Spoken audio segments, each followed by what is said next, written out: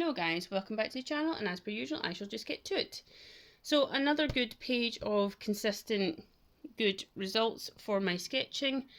As per usual, I'm usually utilising geometric and observational methods along with good speed, creating the feedback loop, which is providing necessary information to improve the sketching or keep on track with the things that you're doing that are creating the really good results.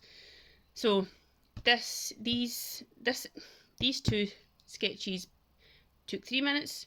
This took 2.5 minutes. These originally, previously, about a month ago, took me about 5 minutes. Then I got it down to 4 minutes.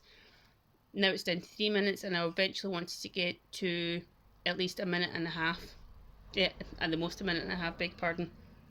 Number one is the closest to the original reference photo, and all are similar once again.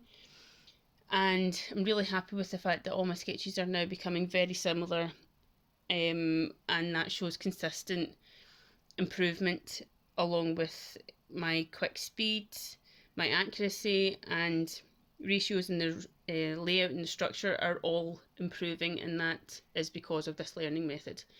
Please contact me if you want any more information, and I shall see you next time.